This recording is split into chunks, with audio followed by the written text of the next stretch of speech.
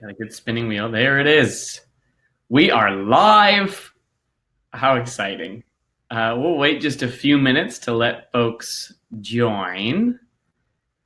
But for those of you who are hopping on, this is Barbara Gruner, and she's going to be leading the charge today on the webinar, which is really exciting. It's mainly been myself and John. We've had Dr. Clayton Cook.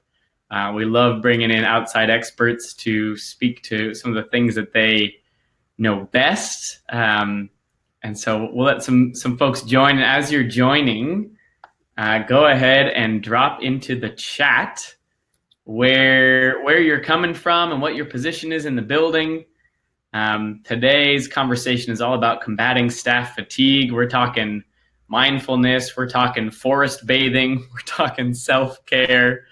And we got Barbara Gruner here, an expert on the subject. And I know this is the time of year when people need this conversation most.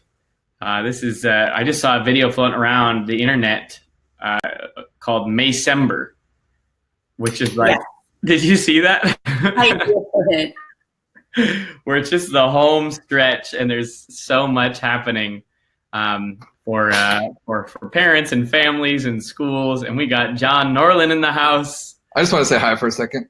Hey, He'll John. be helping to moderate any questions that you have on the back end. So feel free to drop those questions in. John's got kindness written behind his head, which is good. We need to be reminded more than we need to be taught, right, John? That's right. It's like my favorite quote. I think I say it because I need it probably more than the average person. Like I'm reminded like every second sometimes. But no, yeah, you guys have a great webinar, and I'll be excited to answer some questions here in the back end. Awesome. Support. Well, we'll get rolling here. If you're just joining, go ahead and put your name, your position, where you're coming from in the chat.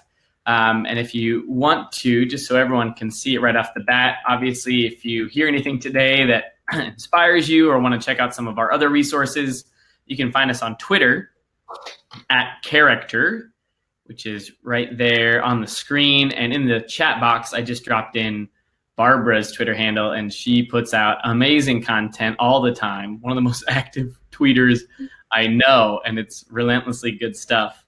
So welcome, everyone. I want to introduce you to my friend, one of my personal kindness and compassion heroes. This is Barbara Gruner. And for a little bit of context, Barbara and I met October 2017, and we met fatefully over ukulele strumming. We were at the character.org conference in Washington, D.C., where I was speaking. Barbara was emceeing. She was a keynote speaker there, I think a few years before that. And from the moment I got a chance to talk to Barbara, her just like everything about her enthusiasm and her energy were so magnetic and kind and inviting. And we were speaking the same language right off the bat. We got a chance to visit again. I got to see your office / your dojo.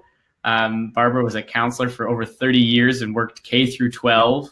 And I got a chance to see the space that you had built, which was so incredible. We played ukuleles again, and now we get to work together doing some cool stuff. So Barbara, I know you can share a little bit more about you better than I can. So this is Barbara Gruner, everyone.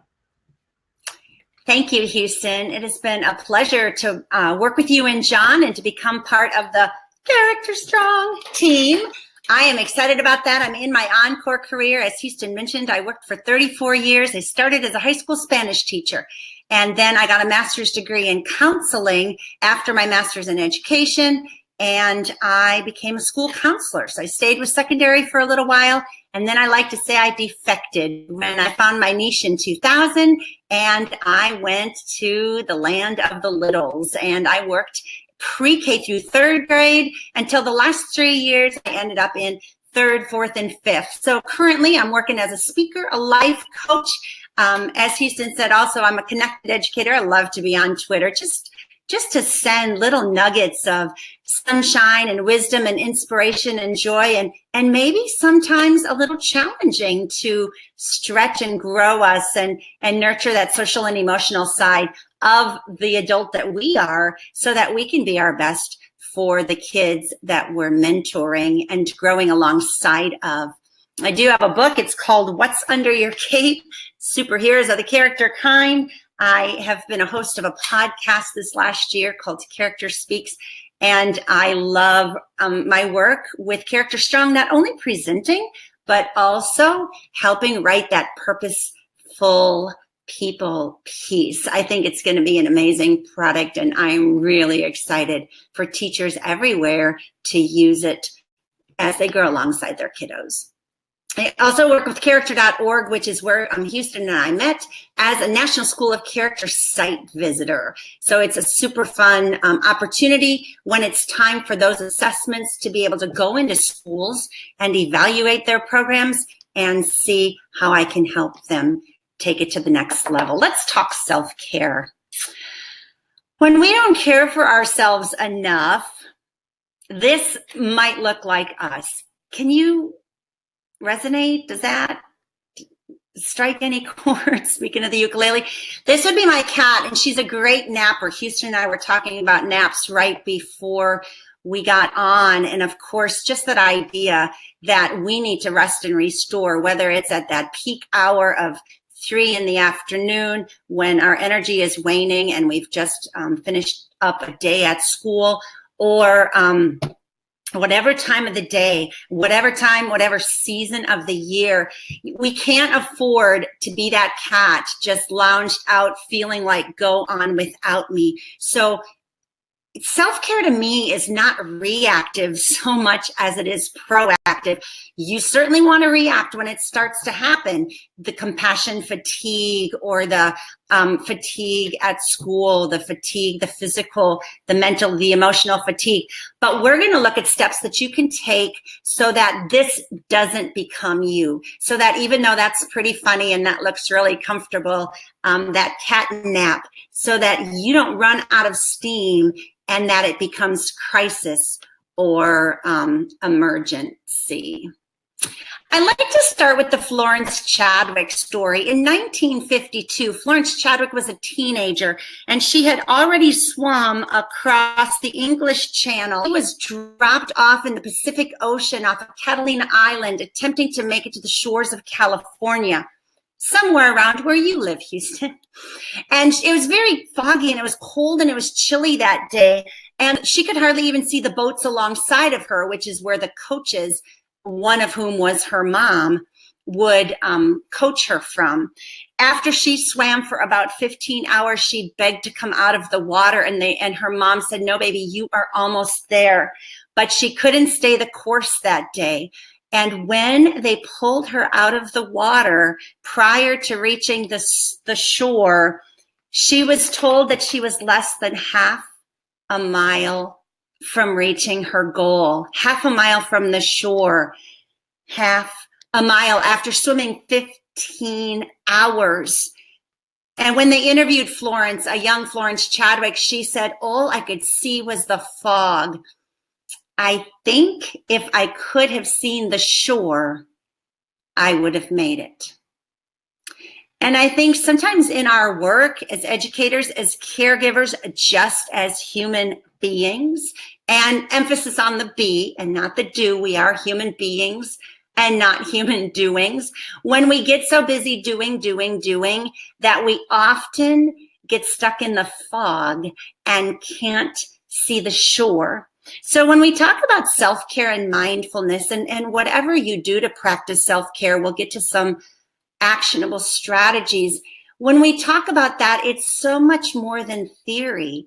It's got to be the practice. It's got to be the practice so that we don't miss the shore because of the fog.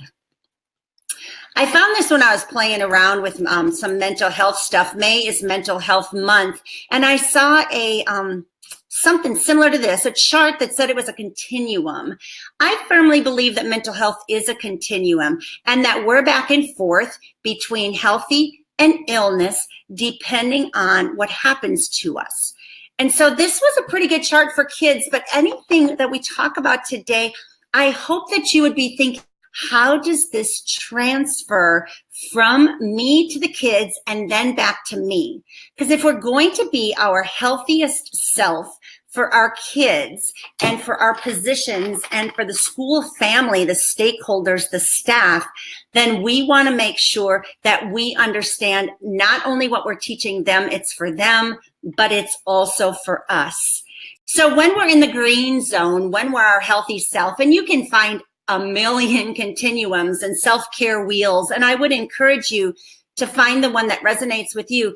This one kind of resonated with me because I definitely know I've got normal mood changes as a human, a sense of humor, which is a great resilience skill. I'm eating well. I'm sleeping well. You know, we're supposed to be getting 7 to 9 hours of sleep every night. And we sometimes dismiss that because we think that's just a good recommendation for kids. It's also important for adults.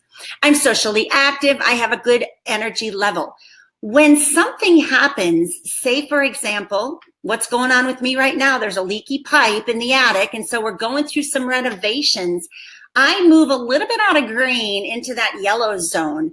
I find I'm a little more irritable. I'm definitely restless. Nerves start to take over because there's just, stuff everywhere as we decide to renovate the home, which comes with sheetrock and painting and floors and samples and fumes and so much. We have trouble sleeping. Our energy is lower. Now, if we're not careful to move ourselves back to the green zone with the therapeutic strategies that we know and love, the ones that resonate with us, so that we're not that cat on the couch, we might get into the orange and red zone. Were that to happen, of course, always that's the seek help zone. We get angry more quickly and it doesn't let go of us. Anger visits all of us, but when we're failing, when we're ailing, it attaches and we're not as easily able to help let it go.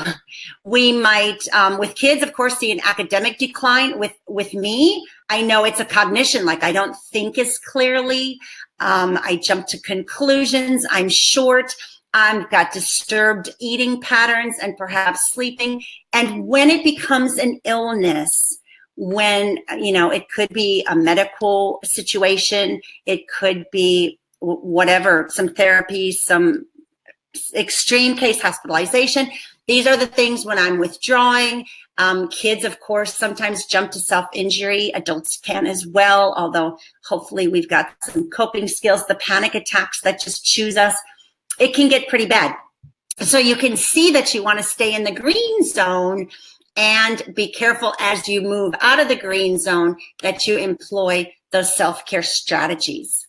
So for us to be well, I like this acrostic for caring, giving ourselves permission. Permission is a big thing. Study the work of Brené Brown. She uses that word a lot. She's one of my superheroes for vulnerability, trust, and putting an end to shame, right?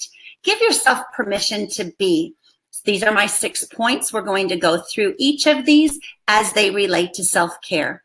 Being childlike, finding that inner child and letting him or her or them play. Being adaptable, there's your growth mindset piece. Being relaxed, whatever that means to you. Being in the moment, we'll talk mindfulness for a bit. Being well nourished, mind, body, and emotionally. And then remaining grateful. A survey from our friends at Shine says that 95% of us say we'd be more effective if we were to take an occasional mental health day. We get them. We get sick days. We have mental health days. Of course, insurance companies want us to take them because then we aren't racking up the bills at the doctor. How many of you, I wish this were a poll. I guess we could stop and see, but let's just do a poll in our heads. How many of us think that, let's just say at least 25% feel comfortable asking for one? Maybe 50%? Any of you out there feel like 75% of us feel comfortable asking for a mental health day? I was surprised to find that only 28% of the people surveyed said that they would feel comfortable taking a mental health day. Wait, what? If they're mental health days and they're there and they're available to us, and we know that we need to focus on self-care proactively, I wonder why we're not doing that. What if we took a mental health day and got in a ball pit, for example? I was able to judge an essay contest some years ago, and this picture popped up. It's from the Crimson Kindness Club in Alabama. These girls had put this ball pit and just invited passersby, college-age kids, to play. I feel like play is one size fits all, and we sometimes think play is for children. But if you were to find your inner child, look at its Operation. Who liked to play that as a kid? We did not have a copy. I wanted it, but the Brants down the street did. So when we were going to the Brants for Card Club, I would get so excited because we were going to get to play Operation. You had to like dig in with these little tweezers and try to get the body part out. It was so much fun. Look at these children, mentor to student, senior in high school to fourth grader, connecting over Operation. What's your favorite board game, and have you pulled it out in a while? Houston, do you have a favorite board game?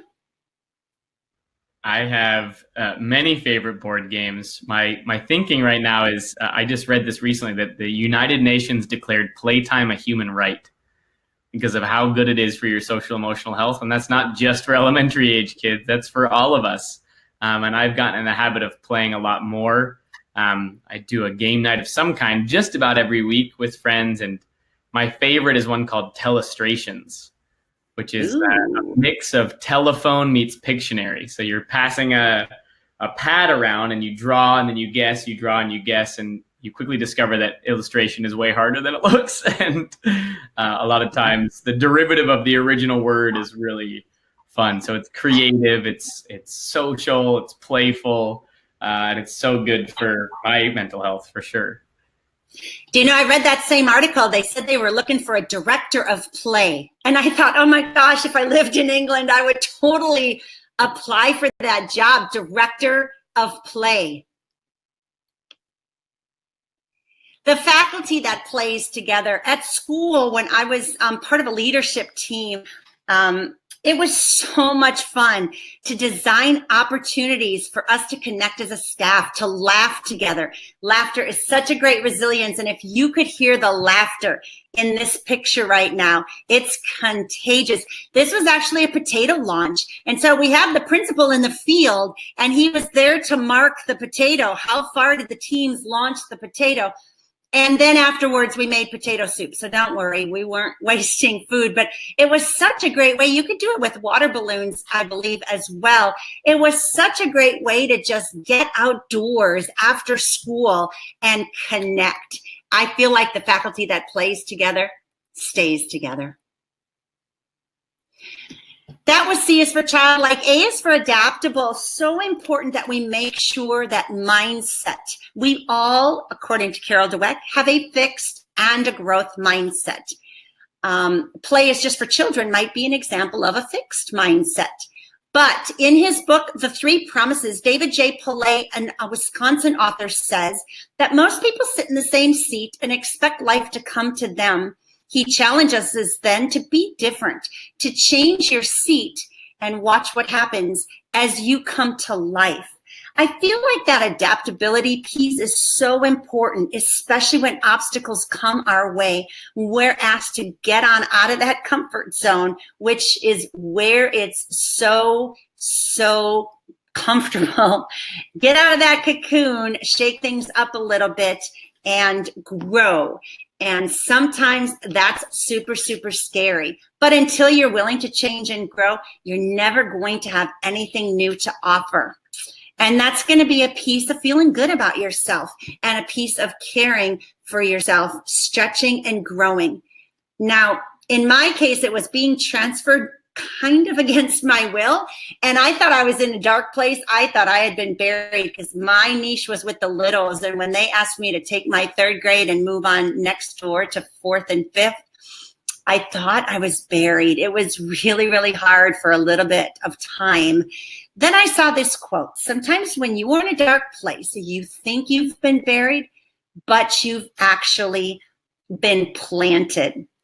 And that's the summer when I picked up the ukulele and started singing the blues. At first I'll be honest, I was singing the blues, but it ended up being the new puppet for those 3rd, 4th, and 5th graders, because of course they loved the puppets, but they had gotten a little bit older, and I was able to put together a ukulele lab for them.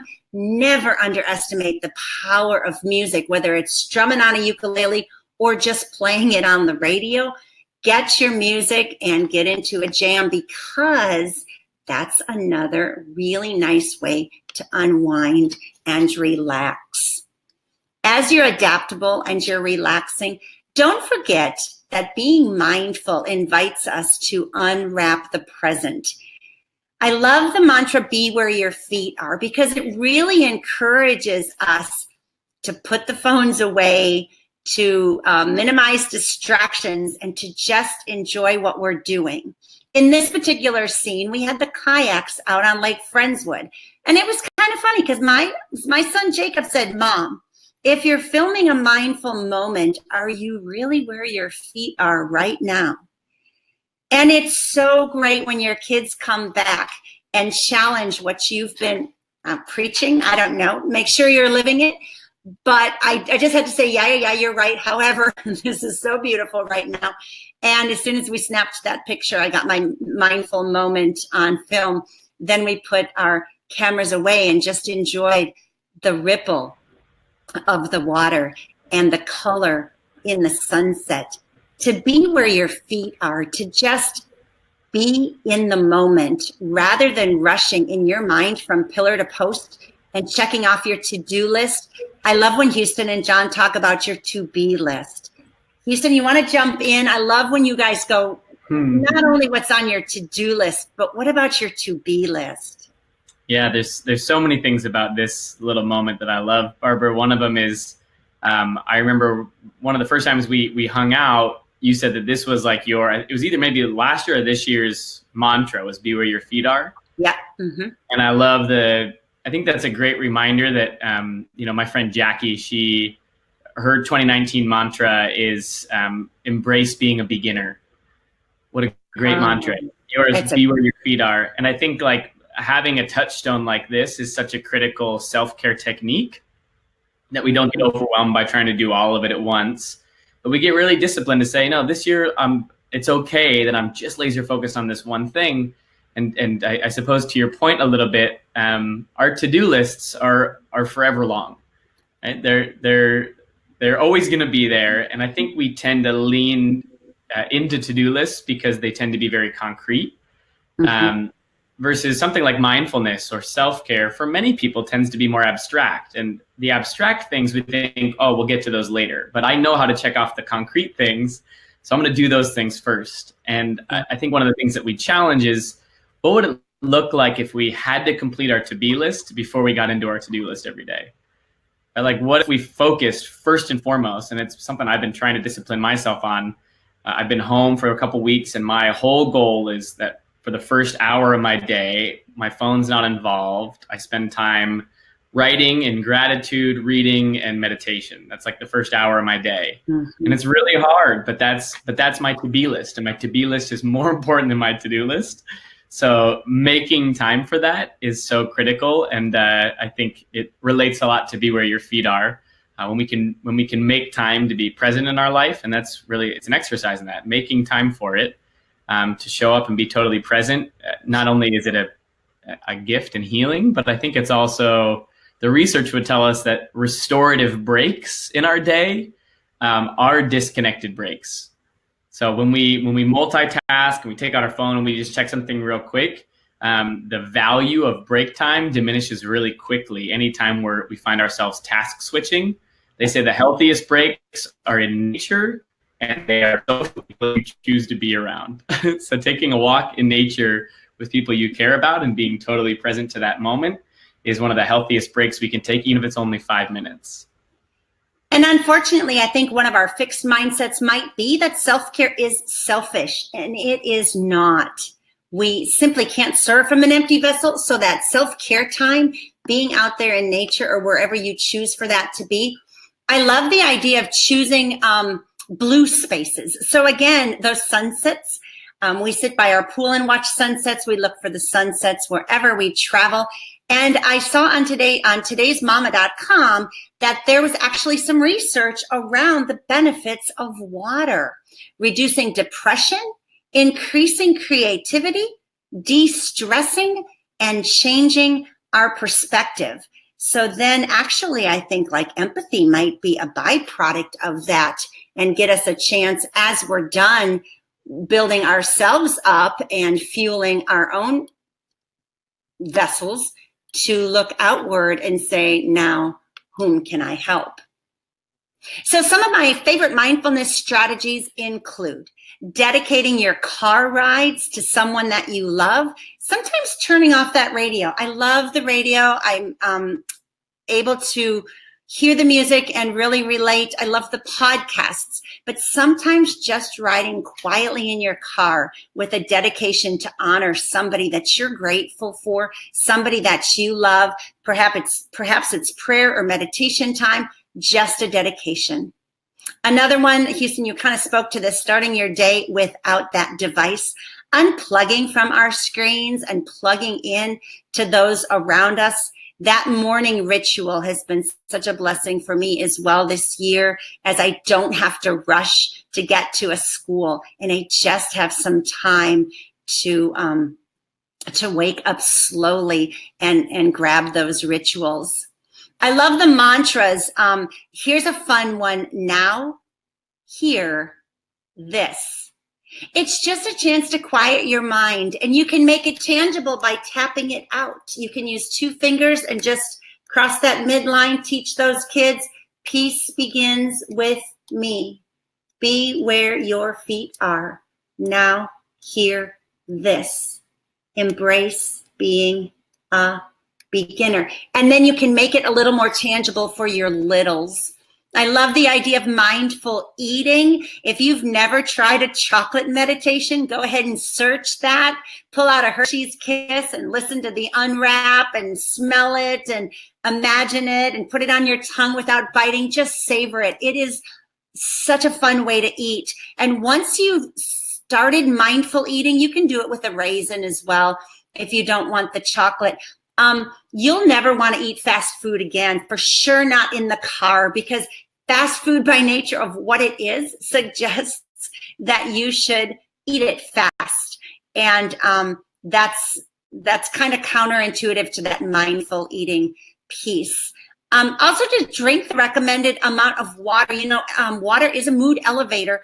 And now the recommendations are, what's your body weight divided by half and drink that in ounces. So that 64 that used to be pretty standard might be a little higher depending on your body weight. The circular stroll around a labyrinth, a cul-de-sac, or a track is a really good idea for you to practice your mindful breathing and your mindful walking as you're simply strolling. Not a power walk to get somewhere, just a stroll in a circle. To try some yoga stretches or poses that can help you restore, to listen to a guided imagery and let it take you to a safe place. There are so many apps right now where you can just jump on and do a 2-minute guided imagery, a 5-minute guided imagery, and they're reading it to you so you don't even need another person. It's just made very convenient for you. To grab a friend and enjoy some meditative coloring, and that's going to bring us back to being childlike, because coloring is not just for little kids.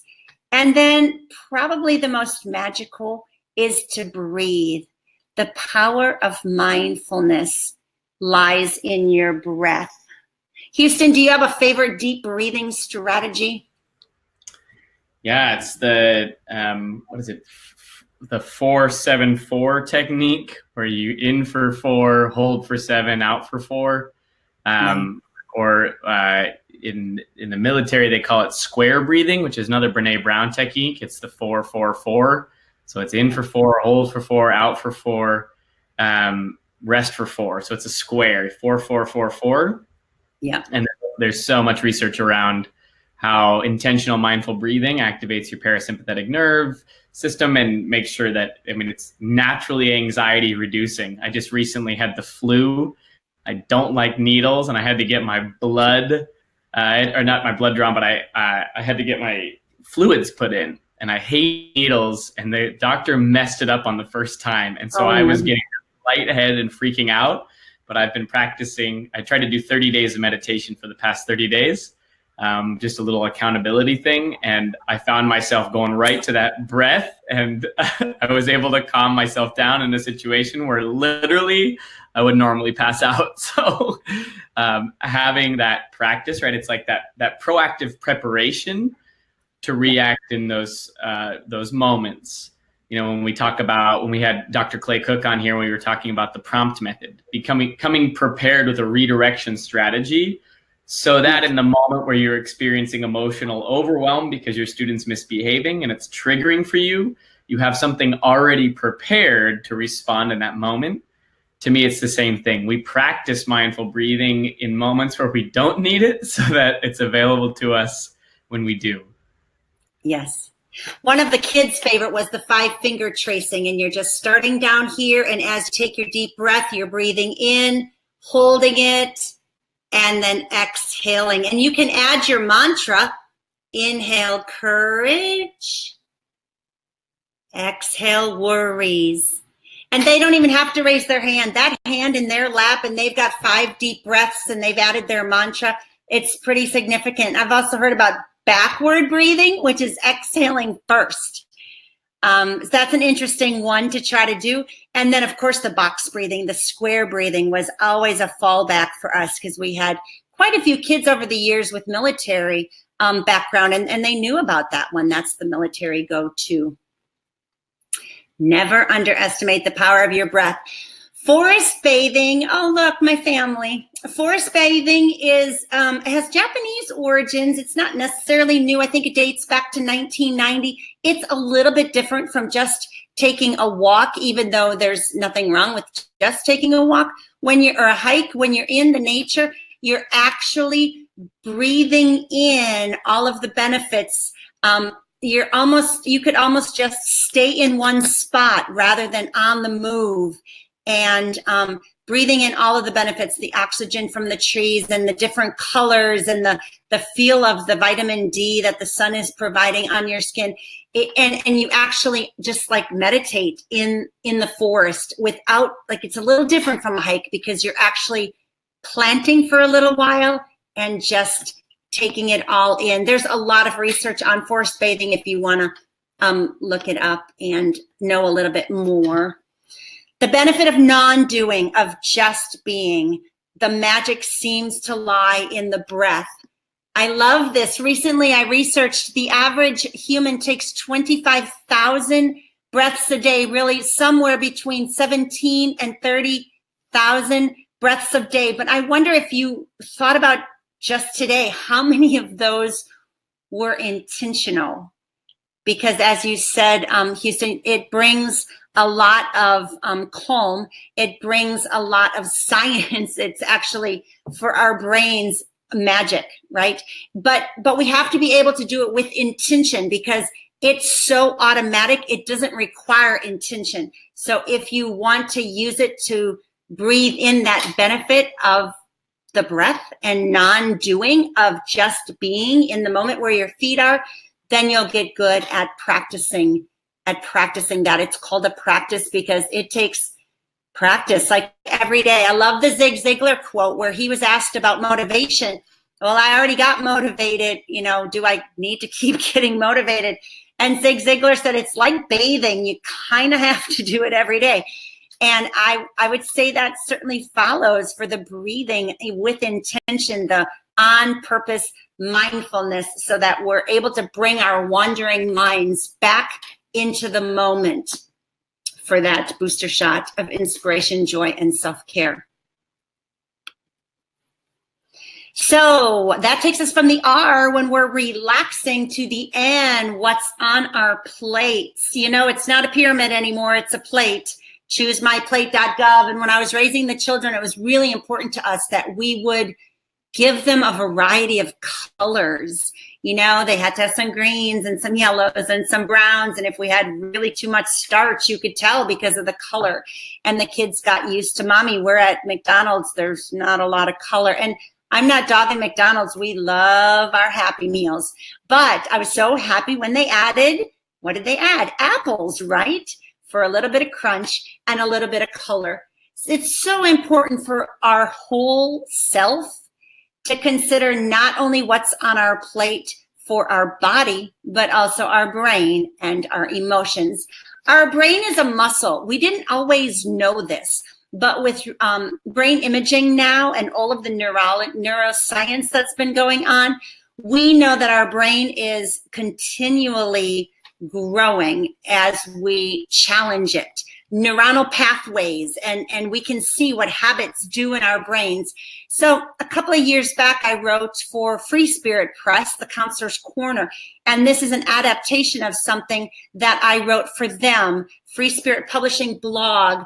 Some ideas for you, complete crossword puzzles. Right now, my mom's suffering from dementia, and my sister continues to put crossword puzzles in front of her because it will help to strengthen that muscle for her. Renovate something, that's an interesting one because I am struggling with renovating. But again, it's challenging us to pick up paint colors and to cooperate and to collaborate.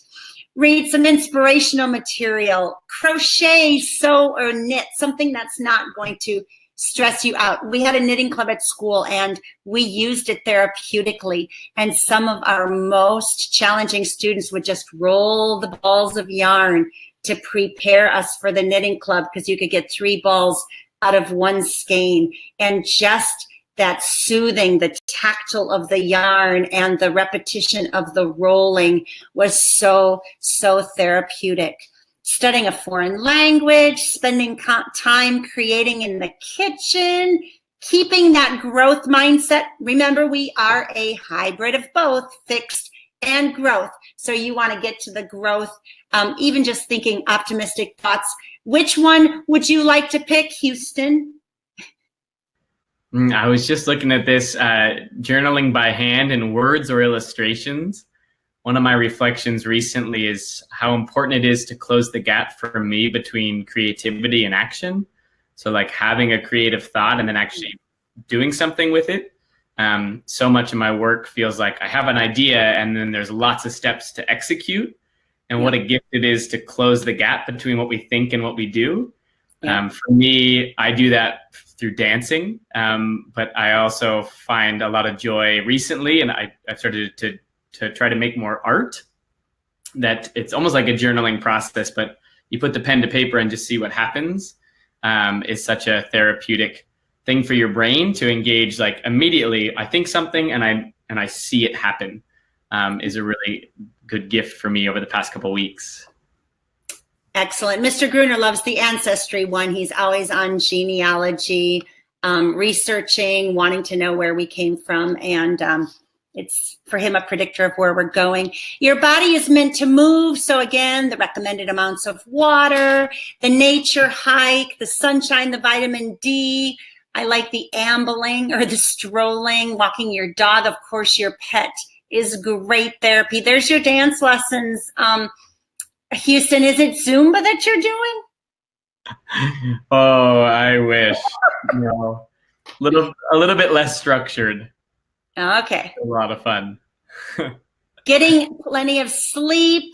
You know what? Even just crying is so therapeutic. And I don't know, boys don't cry. I was told don't cry. Go to your room if you're going to cry. Oh, here's a fixed mindset. Stop crying or I'm going to give you something to cry about. They didn't know any better. But as they said those things, the message was that it's not okay to cry. So I think it's really important that we're allowing all of our bodily functions to work as we take care of ourselves. And then, of course, the emotions. That one could speak to both because that's very emotional as well. Acknowledging all of your feelings, finding healthy ways to emote, to express those feelings, not letting that stuff go unresolved. I always talk to the kids with the garbage can metaphor.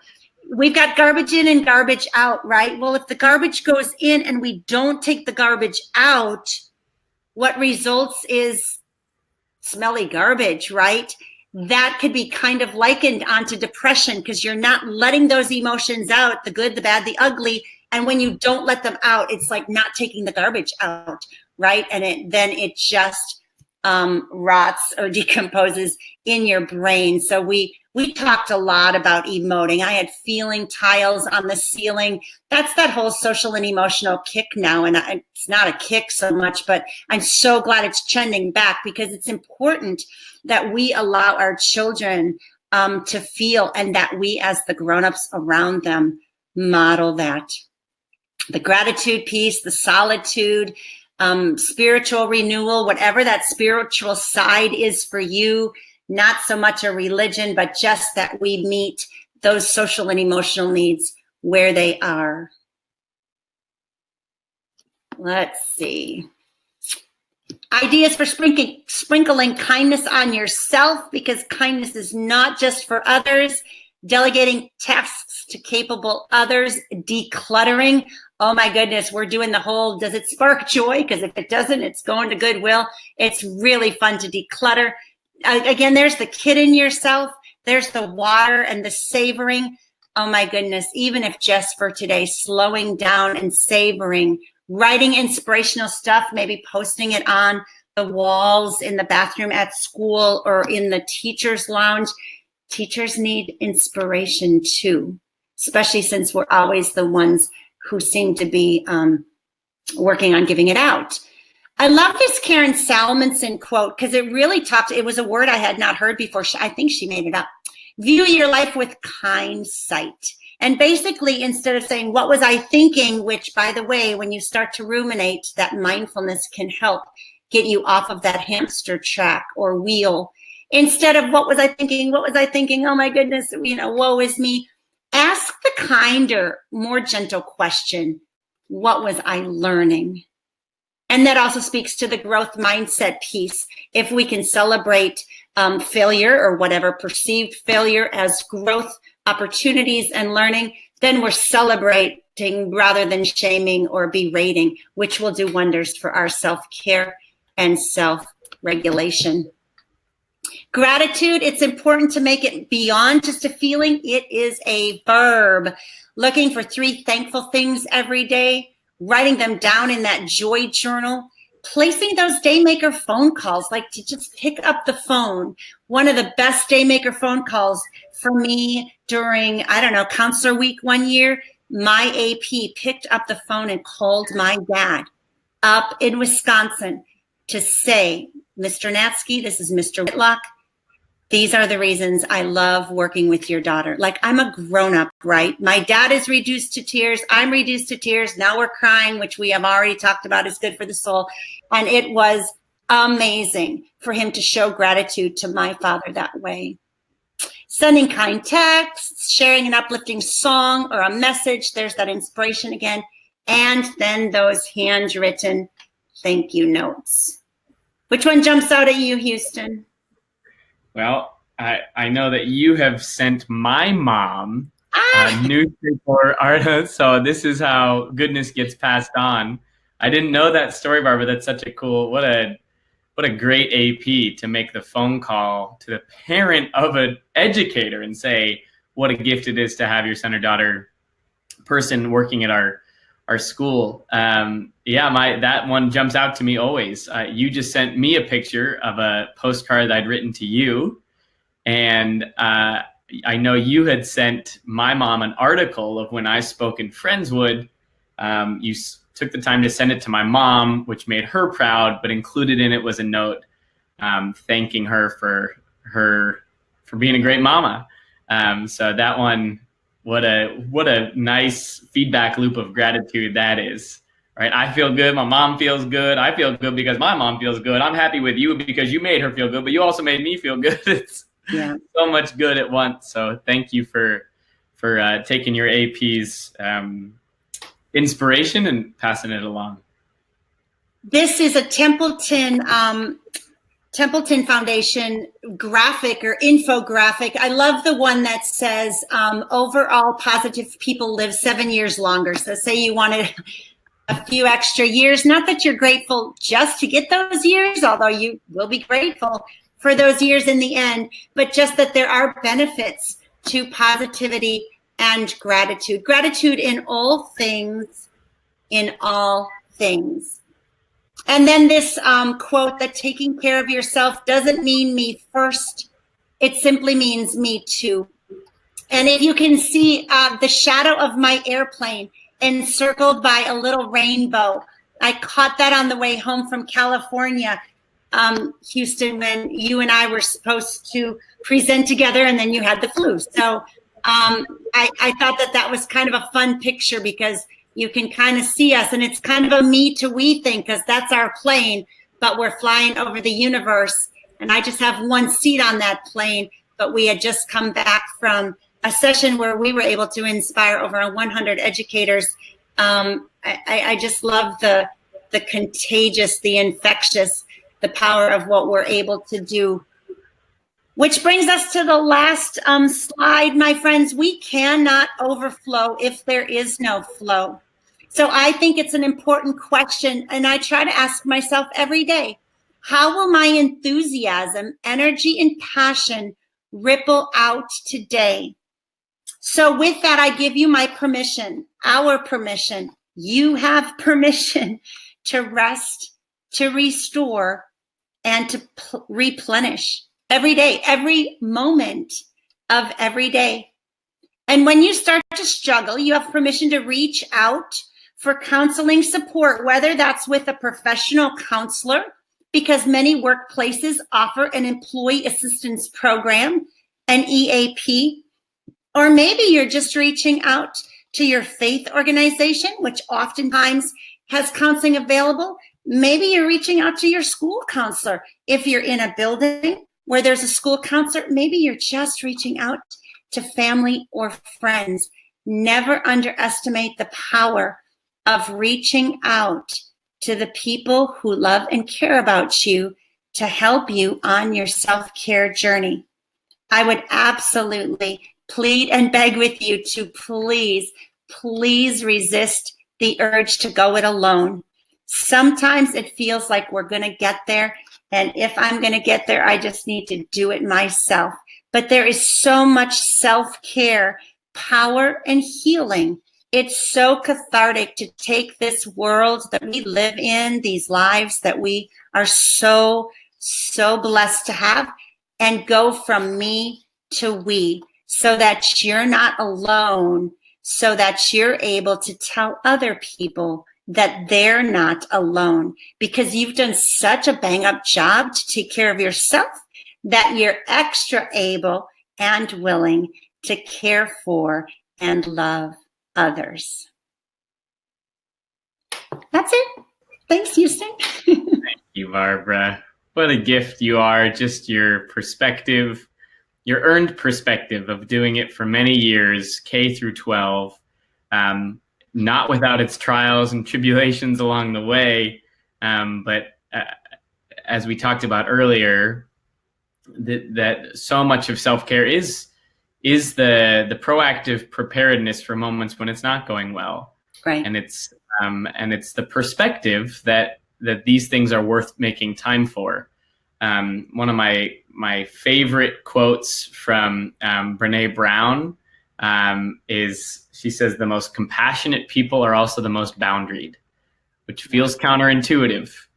But in all of her research, interviewing thousands of people, she discovered that the people that have the clearest boundaries, which is to say they know what they say yes to and they know what they say no to, which makes sure that they make time to take care of themselves and their family and those needs so that they can more effectively and lovingly and authentically care for others. So to me, that's such a great concept to sort of encapsulate what you've shared with us today, which is that caring for yourself means giving yourself permission to set those boundaries, finding practices that feel healthy and restorative to you, And in doing so, the research would actually tell us we get more effective at taking care of others. So in saying, for everything we say yes to, we say no to something else. And for everything we say no to, we say yes to something else. So making sure we're saying yes to those things that rejuvenate us so that we can serve this challenging work even better.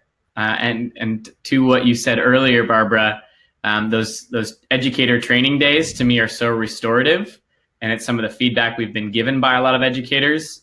My favorite feedback from recently from a school that's implemented our work really well in Washington, they said, the work is more challenging than ever, but I feel more excited than ever to do it. And I think that only comes from having real clarity around why we're doing this and real clarity on the tools that provide self-care.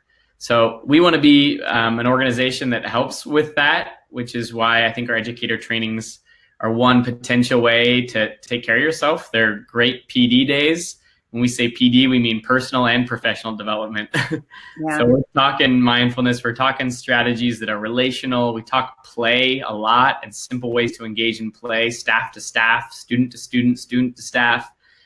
So as a thank you for being here today, if you use the code TAKECARE to register for an educator training over the next week, we want to give you 30% off.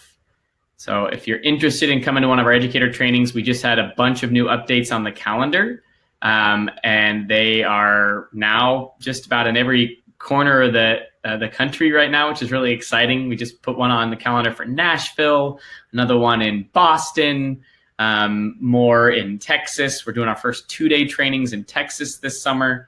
So if you're interested in coming to those, please use the code TAKECARE to take care of yourself and your staff and show up with a discount on us. And I just posted that offer in the webinar. But if you're rewatching this, go ahead and send us a note. We'd love to get you there. We also want to know what you would like to see on upcoming webinars. I had a great call today with a woman from Texas State University, and we were talking about restorative practices.